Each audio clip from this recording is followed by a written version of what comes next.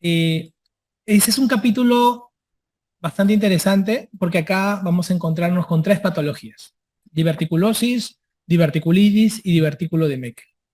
Primero vamos a entender un poco esta patología inflamatoria. La enfermedad se llama diverticulosis. La enfermedad se llama diverticulosis. Y para poder entender el mundo de los divertículos, lo que vamos a primero a darnos cuenta es que la mayoría, probablemente sus papás tienen esto, y no les ha complicado nada. ¿Por qué? Porque más del 60%, mira, más del 60% está en las personas mayores de 60 años. Alucinante, ¿no? O sea, la mayoría de gente mayor tiene sus divertículos, pero no se complican. ¿Por qué? Porque solamente el 20% hace enfermedad. Y de ese 20%, solamente el 5% termina en una cirugía. ¿Con esto qué te quiero decir? Que el 95% es tratamiento médico, no es quirúrgico. Entonces, se aleja del campo de nosotros, ¿no? De la cirugía. Pero tiene que comenzar por la cirugía para definir que no se operar. Porque cuando se opera, son complicaciones muy letales. Y por lo tanto tenemos que tener en cuenta esas complicaciones. Para poder explicar mejor todo esto, me gustaría hacerles un poquito rememorar la anatomía. Para esto vamos a entender un corte colónico, como ustedes observan aquí, y acá tenemos la grasa que alimenta, que lleva sangre al colon. Esto se llama mesenterio. Por ahí se alimenta, vienen los flujos sanguíneos y alimentan la víscera hueca. Como ustedes observan, miren esto plomo que está acá. Miren esto que está aquí. Estos son las tenias. Y como ustedes pueden ver, existen dos tenias que están frente al mesenterio, por eso que se llama tenia antimesentérica o contra el mesenterio. ¿Ok? ¿Y por qué es importante esto? Porque normalmente al costado de las tenias, la sangre que viene del mesenterio viene así, miren, miren, viene y entra al costado de las tenias, perfora. Y doctor, ¿y eso para qué importa? Es que al perforar una arteria, un espacio que está sometido a presión, es como crear una ventanita. Y al crear una ventanita, es un espacio que invita a que si hubiera más presión, se escape algo por ahí, por esos huequitos. Por lo tanto, pregunta de examen, la zona de debilidad en el colon que permite la salida de los divertículos falsos se ubican en relación ¿a qué? A las arterias perforantes peritenias. Están al costado. Y todas vienen de este vaso nutricio mesentérico. Normalmente la tripa tiene la mucosa, tiene la submucosa, tiene la capa muscular y la serosa. Y acá viene el concepto. ¿Qué sucede cuando solamente la mucosa y la submucosa salen? Esto se llama divertículo falso. Porque te da la falsa impresión que es un divertículo verdadero. Un divertículo verdadero es cuando todas las capas que componen la pared del intestino forman parte de ese divertículo. Pero se llama falso cuando solamente la componen la mucosa y la submucosa. Y la pregunta del millón es, ¿cuál es más frecuente? ¿El divertículo falso o el divertículo verdadero? ¿Qué es más frecuente? ¿Los falsos o la gente de verdad? Falso. Político. Divertículo falso. ¿Sí? El divertículo falso es más frecuente.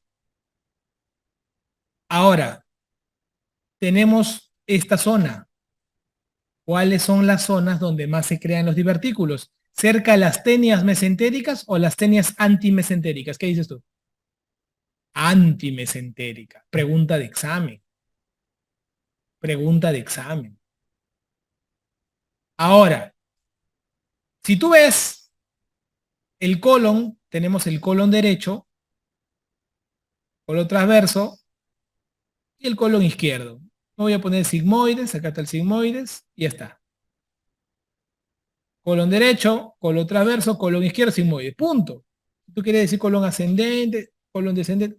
La cosa es que es derecho, transverso, izquierdo, sigmoide, punto. La zona de mayor presión en estos cuatro lugares, ¿dónde crees que hay?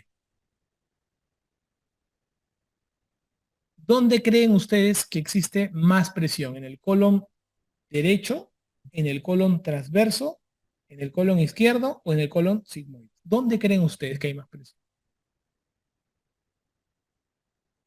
En el sigmoide. ¿Por qué habrá más presión en el sigmoide?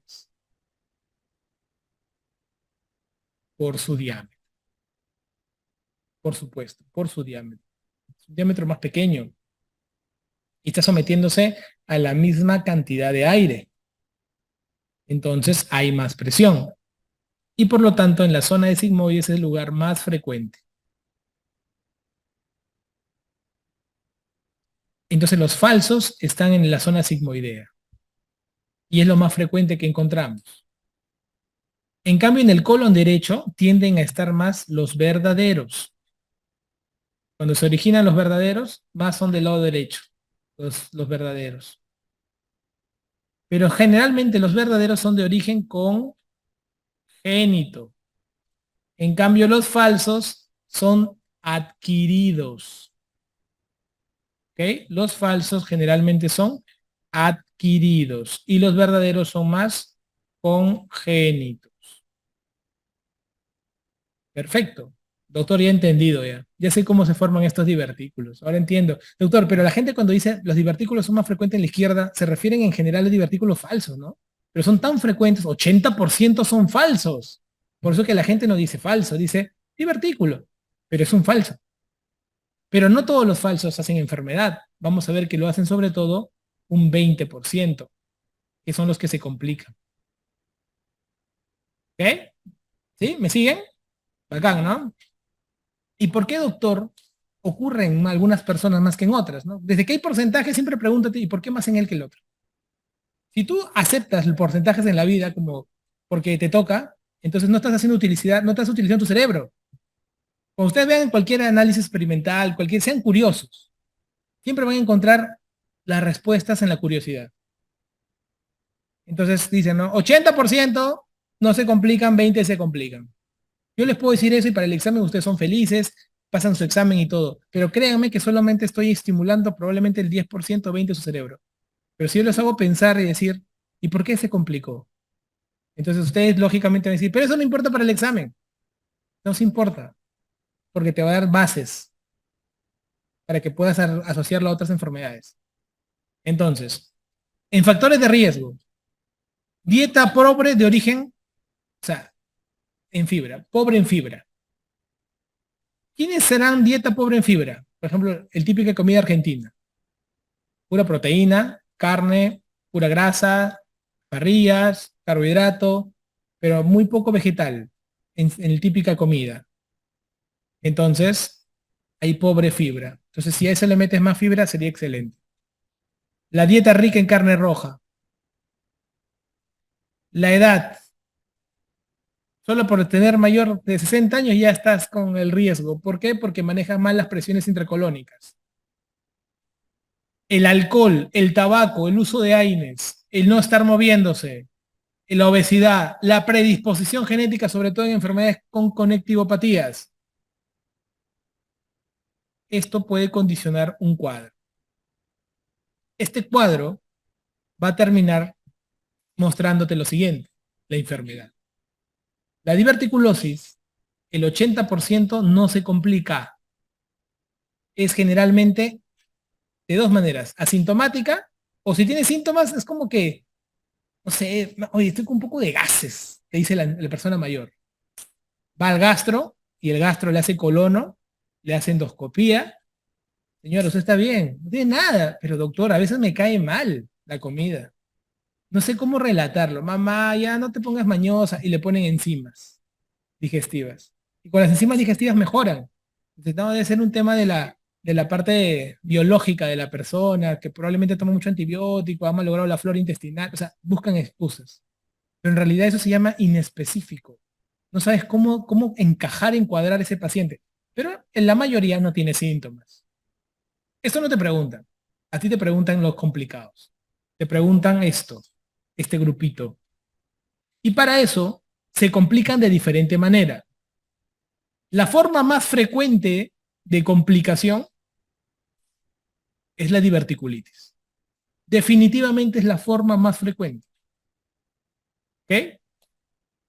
Para que puedas acordarte este 25%, yo te puedo decir así, diverticulitis, quédate con el número 15. Y hemorragia, quédate con el número 10. Para que sumado los dos te den 25. ¿Ya? La colitis segmentaria, asociada divertida, mucho de su especialidad. Déjalo ahí nomás. Quédate con estos dos. Entonces, ¿qué es lo más frecuente? La diverticulitis. Es la inflamación. 15%. ¿Y qué es lo que le sigue? La hemorragia. 10%. Los cuadros de diverticulitis los vamos a ver en el colon izquierdo. Básicamente sigmoides, ¿no? Colon izquierdo y sigmoides. En cambio, la hemorragia más lo vemos en el colon derecho. Ah, qué interesante, doctor. Pero no es una hemorragia cualquiera, es una hemorragia digestiva baja masiva. Es la causa más frecuente de hemorragia digestiva baja masiva. La palabra masiva. Porque si te ponen a ti hemorragia digestiva baja, marca hemorroidea. Lo más frecuente. Pero si te dicen masiva, divertículo. Doctor, ya entendía. Entonces, ¿cuál es la clínica? Mira, lo más frecuente es asintomático. ¿Estamos? ¿Sí? ¿Estamos? De lejos, ¿no? Eso es lo que hemos visto acá. No complicada, lo más frecuente es asintomático. Por eso que los pacientes mayores no dan síntomas, pues. ¿Cuál es el síntoma más frecuente? El que da síntomas, la diverticulitis más frecuente. Entonces, su síntoma más frecuente será el dolor. El dolor. Que se ve en la diverticulitis aguda, ¿no? Ahora, puede dar complicaciones, por supuesto. Algunas, le pongo acá solamente un ejemplo, porque luego vamos a ver otros, pueden llegar a ser fístulas, como la fístula colovesical. O sea, ¿qué quiere decir? Que esa diverticulitis no es cualquier cosa. Puede terminar horriblemente si no la diagnosticamos. De la hemorragia, podemos encontrarlo sobre todo en el colon derecho, y es la primera causa de sangrado bajo masivo. Acá te pongo un resumen diagnóstico, te digo, ¿no? Los divertículos del colon derecho son los menos frecuentes a comparación del izquierdo, que son más frecuentes. Los falsos son más frecuentes que los verdaderos, y los izquierdos se infectan, y los derechos sangran. Tenemos que tener ese enmarcamiento, y con eso somos maestros de esta enfermedad. Ahora, miren lo siguiente. ¿Cómo tienen que enfocar esta enfermedad? La diverticulitis, también llamada apendicitis izquierda, es un dolor en la fosa ilíaca izquierda. ¿Correcto? Y tenemos la diverticulitis no complicada y la complicada. La no complicada, también llamado de que no tiene síntomas peritoneales. Y la complicada es porque tiene síntomas peritoneales. Así de sencillo. Vamos a matar la no complicada y nos quedamos luego con la complicada. Muchachos, miren, la no complicada puede ser que se dé ambulatoriamente el manejo, o puede ser que se hospitalice. Pero mira, puedes manejar diverticulitis ambulatorias. ¿De qué va a depender hospitalizar o no el paciente? De las comorbilidades. Esto va a depender de las comorbilidades y esa es la decisión del médico. Si ves que es un paciente con diverticulitis, el señor tiene EPOC, tiene enfermedad renal crónica estadio 3, tiene un EPIT, ¿tú lo mandas a su casa? Pero si es una diverticulitis no complicada, le duele la parte izquierda, has comprobado tú que es una diverticulitis, que ahora te voy a enseñar cómo se comprueba. Paciente 24 años, paradazo, sin enfermedades, tranquilo, buen estado general, ¿lo hospitalices o ambulatorio? Ambulatorio, ¿ves? Esas decisiones las van a adquirir los médicos. En el caso de las complicadas, ¿qué es lo que vamos a hacer? En las complicadas, es complicada porque es peritoneal, así de sencillo. Y vamos a tener que ingresarlo y colocarle antibiótico endovenoso. Tenemos 4 escenarios para estos pacientes. ¿Cuál es el escenario más frecuente y más preguntado en los exámenes? El absceso. El absceso agregado a una diverticulitis. Eso es lo más frecuente. Incluso tiene su clasificación, que es la clasificación de Hinchey para abscesos. Tenemos otra que es la fístula, la obstrucción y la perforación. Son 4 complicaciones de la diverticulitis. Complicada. Vamos a hablar primero del absceso. Miren este gráfico. Cuando el absceso comienza, primero el absceso se coloca cerca al colon. Eso se llama estadio 1, o también llamado absceso pericólico. Estamos hablando de clasificación de Hinchey, que es la clasificación que preguntan, hasta en el nombre, cuál es la clasificación del famoso absceso diverticular, ¿no? En el estadio 1, el absceso es pericólico y es el absceso más frecuente. Pregunta de examen. En el estadio 2, el absceso se caracteriza porque o se encuentra en la zona pélvica o en la zona retroperitoneal. Y otro detalle más, es el más preguntado. O sea, cuando ustedes escuchen todo un cuadro clínico y te ponen pélvico o te ponen retroperitoneal, tú al toque marca 2. La palabra pélvico y retroperitoneal es patognomónica de marcar 2.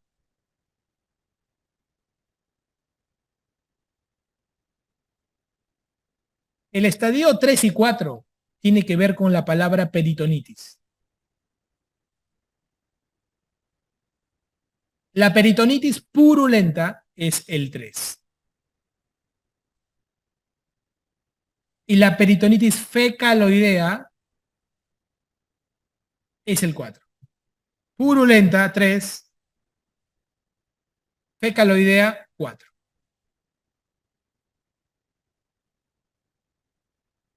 Doctor, entonces, esto tengo que dominarlo, ¿no? Por supuesto que tienes que dominarlo. Miren, el estadio 1 y 2, el tratamiento es antibiótico. Y en el caso de que el absceso mida más de 4 centímetros, tiene que hacerse drenaje percutáneo. ¿Ok? Así de sencillo. Así de sencillo. Por eso acá te pongo lo siguiente, mira. Si tenemos un estadio 1 o que su absceso mida menos de 4 centímetros, manejo conservador, que son antibióticos. Solamente hacemos drenaje percutáneo si tenemos mayor de 4 centímetros. Mayor de 4 centímetros. ¿Ok? Le digo, estadio 2, con absceso más de 4 centímetros, drenaje percutáneo. Siempre que ustedes vean la palabra absceso con algo que mida más de 4 centímetros, drenaje percutáneo. Estadio 1, con absceso de 6 centímetros, ¿qué hacen? Drenaje percutáneo. Estadio 2, con absceso de 3 centímetros, antibiótico. ¿Ya? Entonces hay que ir analizando esos detalles, las mezclas. Siempre entonces el corte, ¿cuál es? Hinchey 1 y 2, tratamiento antibiótico, y si tiene absceso más de 4, drenaje percutáneo. Esto tiene que quedar bien clarito, ¿sí? Bien clarito. Ahora, en el Hinchey 3 y el Hinchey 4 se tiene que quitar el sigmoides. O sea, tenemos que arrancar el sigmoides. Tenemos que hacer sigmoidectomía. 3 y 4, todo que tenga que ver con peritonitis, muchachos, por favor, saquen el sigmoides.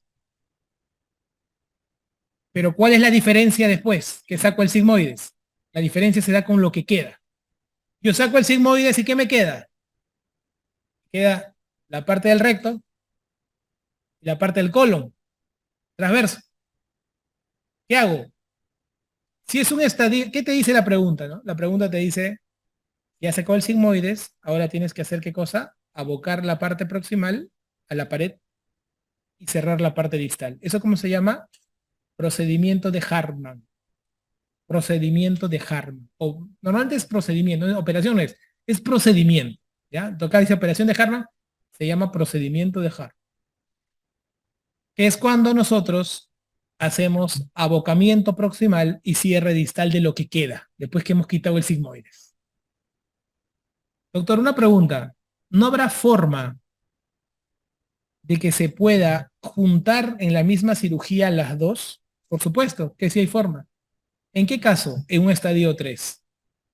¿Podría haber una anastomosis término-terminal siempre y cuando me cumplas dos condiciones. La primera condición es que sea un estadio 3.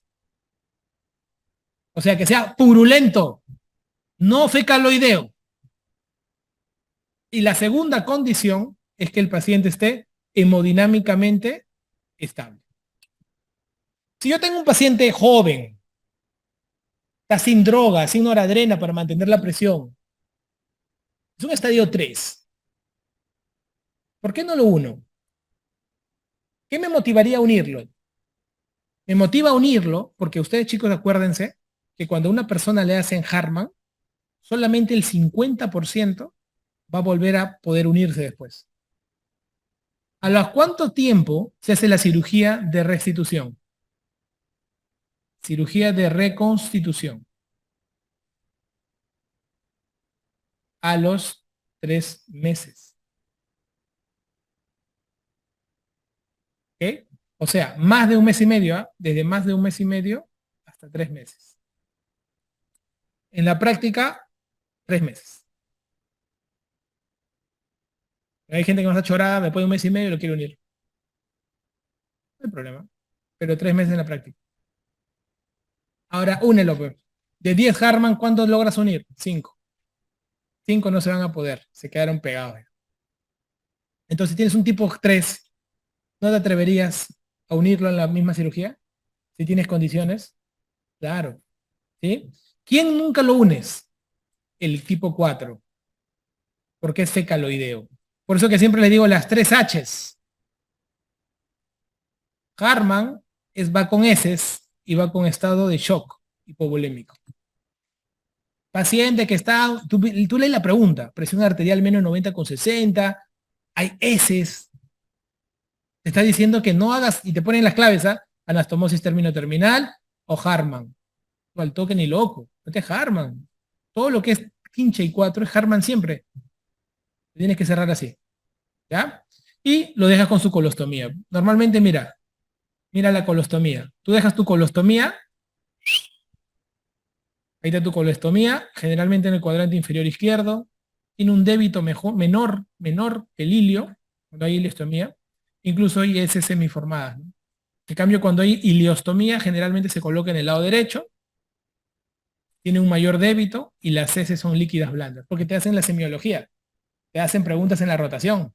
Dicen, a ver, residente, ¿qué cosa es eso? ¿Iliostomía o colostomía? Si no sabes, lo vas a curar todos los días tú.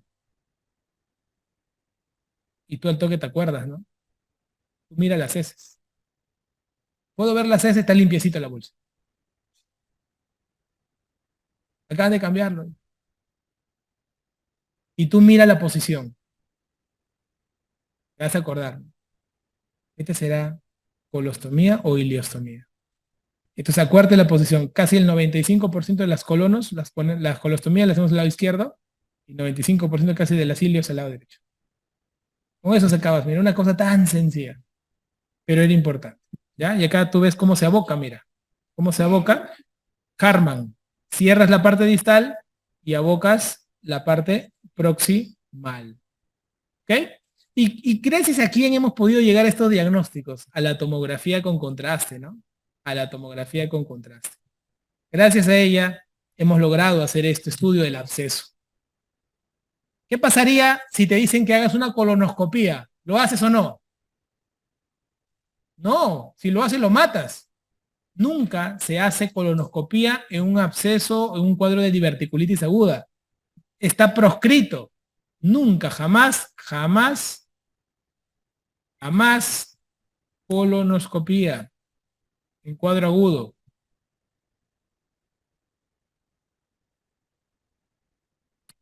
Mínimo tiene que pasar 6 semanas para que se enfríe eso, para hacer una colonoscopía, si no lo malogras. Ha habido gente que solo ha tenido un hinche y uno y lo metió a colonoscopía. Y del 1 lo pasó al 4. O sea, tengan cuidado, porque está friable el tejido. Y en la colonoscopía, ¿qué hace el colonoscopio? Sopla. Sopla. Entonces lo que está con un poquito perforado, ¡buah! Sale todo. Entonces tengan mucho cuidado con ello. ¿Ok? Entonces, absceso, check. Fístula, la más frecuente, esta. La fístula colovesical es más frecuente que la colovaginal. Han preguntado cuál es la segunda fístula, porque la gente se prepara para la colovesical, ¿no? ¿Cuál es la segunda más frecuente? La colovaginal. ¿Ok? Muy importante.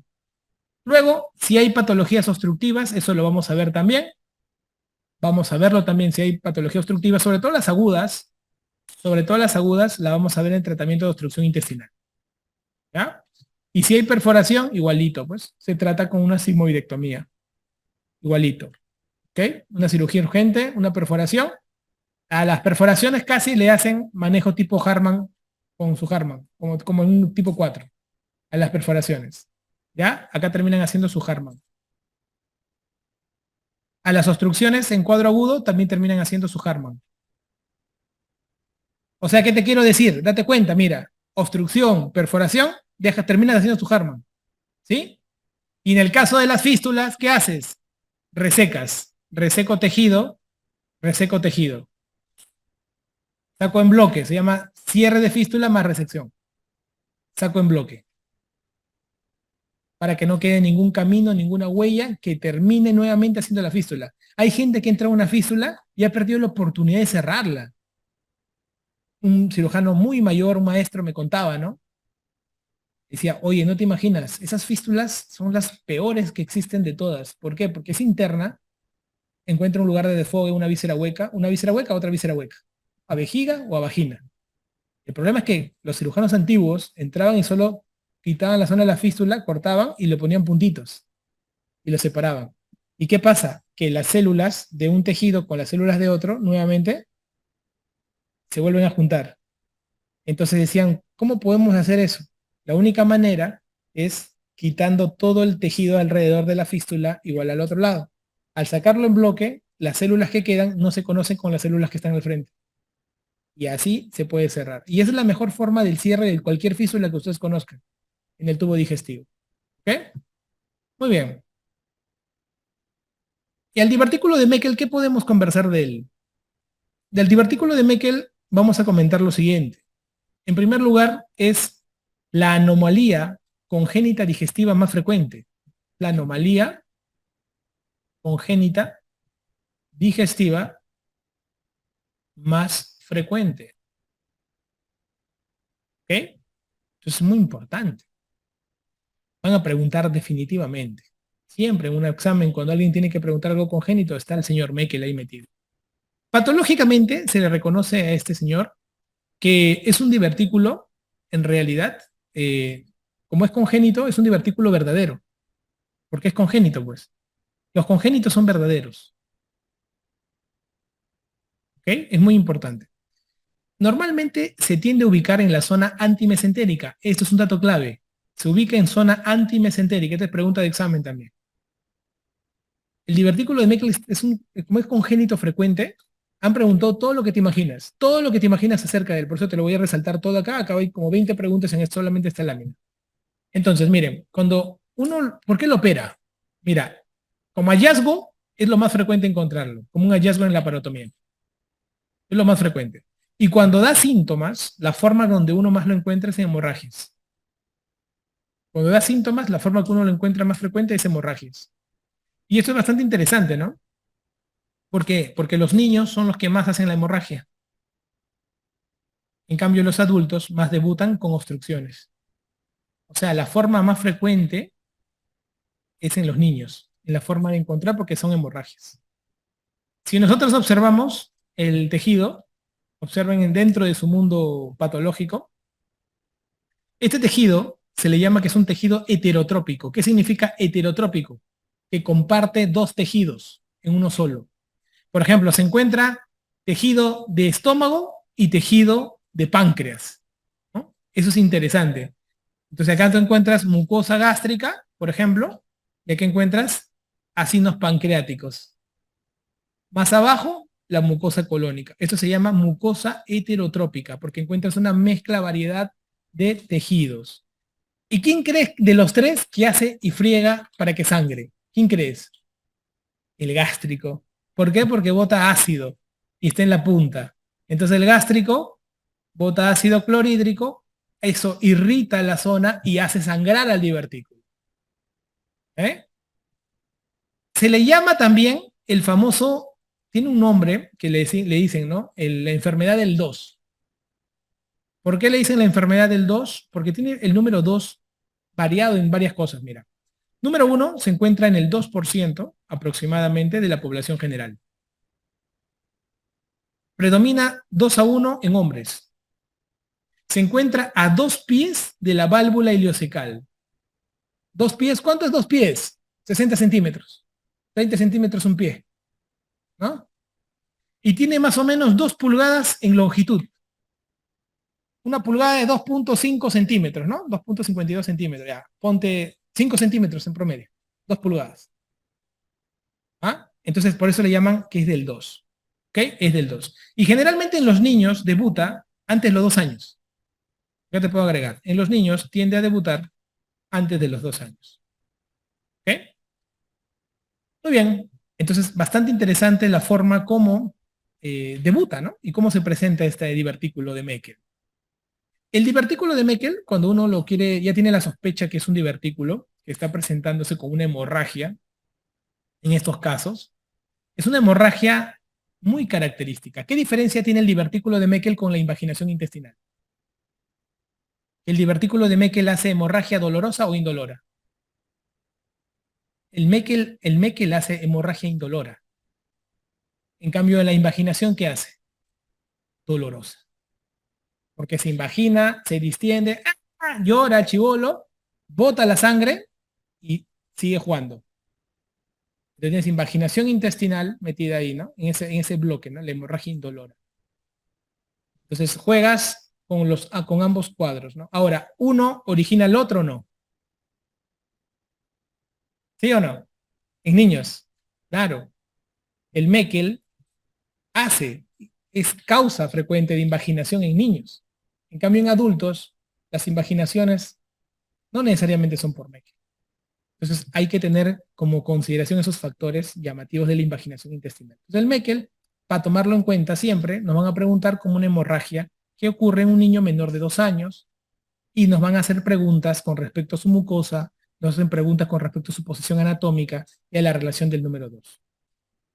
En el tratamiento, nadie se atreve a operar un Meckel nunca si no tiene la seguridad imagenológica. Y la seguridad imagenológica más importante es la gammagrafía. La gammagrafía con tecnesio 99. Se tiende a pintar el divertículo de Meckel. Ahora, ¿cómo se trata? ¿No? Nunca nadie explora de repente esto un poquito más detallado. Te lo dejo más detallado porque son preguntas que pueden venir, quiero que sepas todo lo que podría ocurrir. El divertículo de Meckel puede que tenga síntomas o que no tenga síntomas. Si el divertículo de Meckel es sintomático, o sea, es un cuadro hemorrágico, se hace lo que están observando aquí. Tipo pizza, se hace este cierre, una rodaja. Se quita esto y con las 2 piezas que queda de lo que hemos sacado, se hace una anastomosis término-terminal. ¿Ok? Esta es la más frecuente de realización de una hemorragia o de un divertículo sintomático.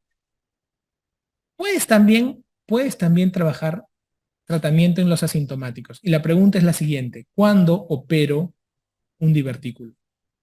¿En el niño o en el adulto? ¿Qué sucede si ahorita estamos operando? ¿Qué sucede si ahorita estamos operando cualquier otra causa y vemos un Meckel? Uy, mira, acá tiene un Meckel. ¿Cuántos años tiene el chibolo? Tiene 5 años. ¿Lo sacas o lo dejas? Tú dime. Si tiene 5 años el chibolo, ves un Meckel en el abdomen, está abierto por otra causa la cirugía. ¿Lo sacas o lo dejas? El Meckel. Cuando es niño, saco. ¿Por qué? Porque va a ocurrirle, si estoy viendo el Meckel y sé que los chibolos son los que más se complican, no lo sacas. En cambio, cuando tú eres adulto, es bien yuca que un Meckel te complique. Por eso que los adultos los observas. Entonces, cuando no te da síntomas, así se manejan los Meckel. Para que ustedes lo puedan tener en consideración. ¿Ok? Muy bien.